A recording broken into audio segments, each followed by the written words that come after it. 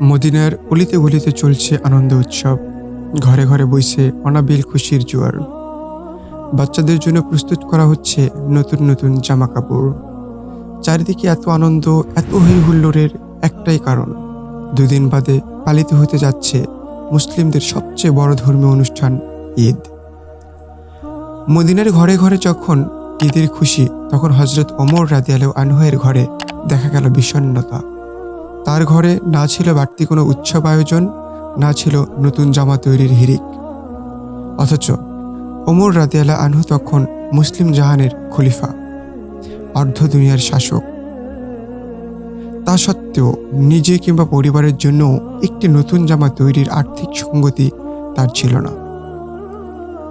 এই যখন অবস্থা, তখন খলিফা ওমর রাদিয়াল্লাহু আনহু এর স্ত্রী উম্মে কুলসুম রাদিয়াল্লাহু আনহা তাকে বললেন, আমাদের জন্য নতুন কাপড় না হলেও চলবে, কিন্তু ছোট্ট বাচ্চাটি নতুন কাপড়ের জন্য কান্না করছে, অন্তত তার জন্য একটি নতুন কাপড়ের ব্যবস্থা করুন।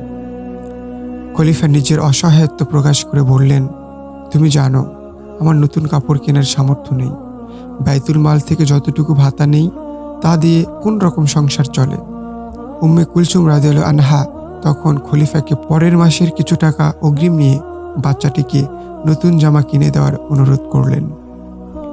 স্ত্রীর অনুরোধে খলিফা ওমর রাদিয়াল্লাহু আনহু চিঠি লিখলেন রাসূল সাল্লাল্লাহু আলাইহি সাল্লামের আরেক প্রিয় সাহাবী আবু উবাইদা রাদিয়াল্লাহু আনহু এর কাছে।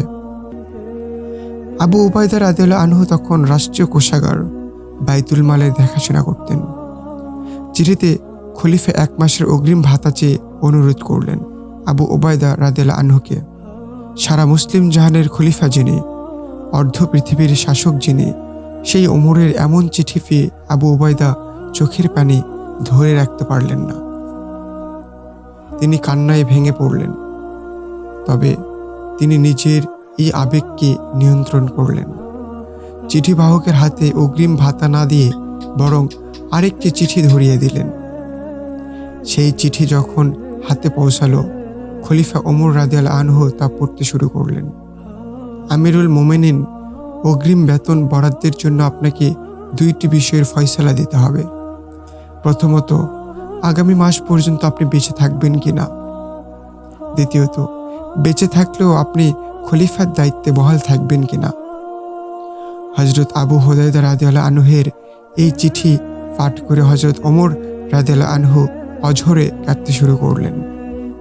তিনি উপলব্ধি করলেন তিনি একা নন, বরং এই উম্মতকে ন্যায়ের শাসন উপহার দেওয়ার জন্য আবু উবাইদার মতো বহু বিশ্বস্ত সাহাবী আজও বেঁচে আছেন। তিনি সেই আবু উবাইদা যার সম্পর্কে স্বয়ং আল্লাহর নবী বলেছিলেন, প্রত্যেক জাতির একজন বিশ্বস্ত অভিভাবক আছেন। আমার উম্মতের বিশ্বস্ত অভিভাবক হচ্ছে আবু উবাইদা ইবনুল সাররা।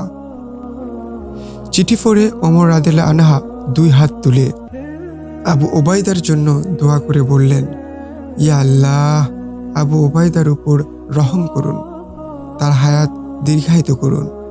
অতঃপর তিনি নিজে সন্তানের কাছে গিয়ে বললেন, আমি মুসলিমদের খলিফা, এ কথা সত্য, কিন্তু আমি তো রাষ্ট্রীয় সম্পদের মালিক নই। সকল সম্পদের মালিক সাধারণ মানুষ। শিশুটি পিতার আর্থিক অসচ্ছলতাকে মেনে নিল আর নতুন জামা পাওয়ার ইচ্ছা পরিহার করল। এই ছিল খলিফা ওমর রাদিয়াল্লাহু আনহু, যিনি অর্ধ পৃথিবীর মালিক, তার ঈদ।